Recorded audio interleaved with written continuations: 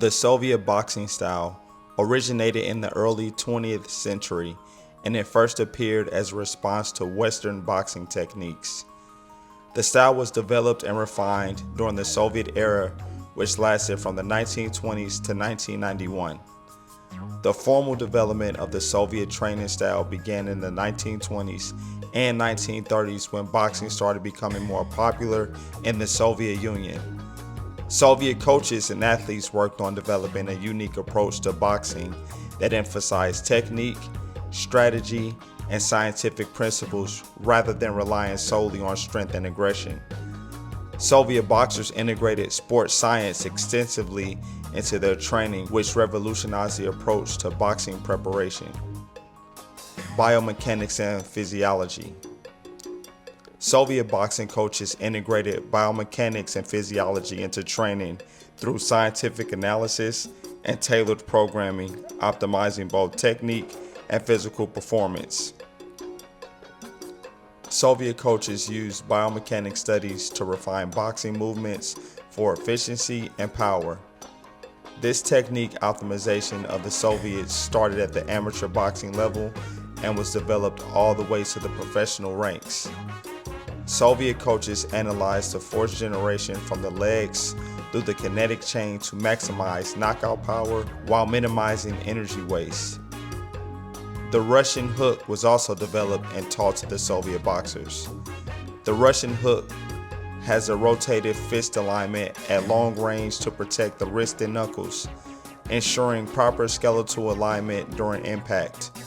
The same way Soviet coaches studied the punch mechanics, they also studied defensive mechanics to optimize slipping, blocking, and parrying to minimize energy expenditure while avoiding punches.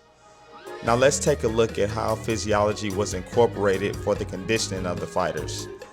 There was a balance between aerobic and anaerobic conditioning to match boxing's stop and start demands. This was known as energy system management so that boxers did not gas out during the fights. The Soviets implemented periodization, which allowed the boxers to have structured training cycles to peak for tournaments while avoiding burnout. Also not to be overlooked, the Soviet coaches used recovery science where the boxers implemented active recovery, hydration protocols, and sleep optimization. The Soviet approach produced Soviet boxers with superior punch efficiency where they had strong and effective strikes that maximized power to effort ratio. This approach also physiologically tailored stamina for high-intensity, multi-round fights. By merging biomechanics with physiology, Soviet coaches created a blueprint for technical mastery that remains influential in modern boxing. Footwork. First up, shadow boxing, but not just any shadow boxing. Soviet boxers were drilled to move with intent. Each step was measured, balanced, and used to either attack or evade. Coaches emphasized staying light on the feet and using pivots to create angles instead of just moving in straight lines.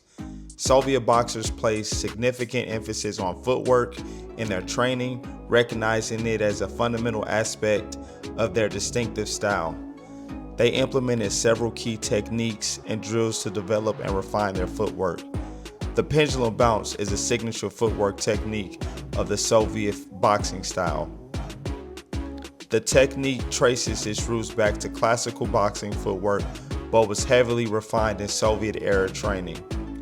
Boxers practiced the pendulum bounce by doing the following: constant weight shifting on the balls of the feet, bouncing back and forth while moving the upper body and head, and maintaining balance for quick attacks and evasions. Soviet trainers focused on developing a boxer's sense of rhythm and timing through drills that emphasize smooth transitions between offensive and defensive movements and coordinating footwork with punching combinations. Constant movement disrupts an opponent's timing and prevents them from setting up attacks. Sparring was structured to reinforce footwork. In some sessions, boxers weren't allowed to throw punches, only move. Others focused purely on controlling distance with their feet. This built an instinctive ability to stay in control of the ring. Strength and conditioning. Soviet boxing strength and conditioning training was built on science, discipline, and functional strength.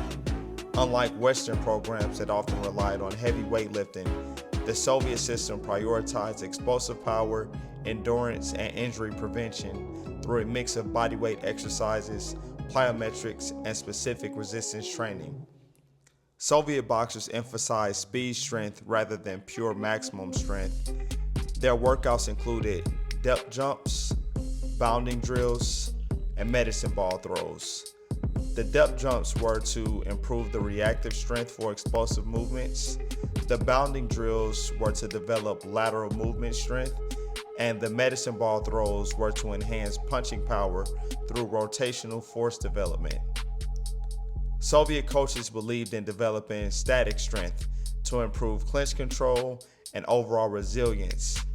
Fighters would hold deep squats for extended periods to improve lower body endurance, perform planks and hanging holds to strengthen the core and grip, use resistance band isometrics to build punching endurance.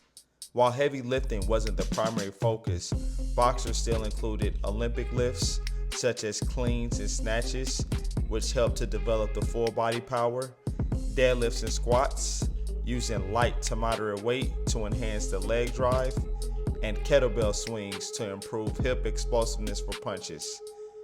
Soviet boxers built insane cardiovascular conditioning with road work, but not just any road work. They mixed their long distance runs with interval sprints in order to make sure to tap into that anaerobic conditioning, jump rope and footwork drills, which they did to develop endurance while reinforcing movement efficiency. Swimming and circuit training to add variety and prevent burnout. The Soviet boxing style combined scientific training principles, tactical footwork, and strategic defense. It worked so well because it blended athleticism with intelligence, focusing on technique, efficiency, and strategy.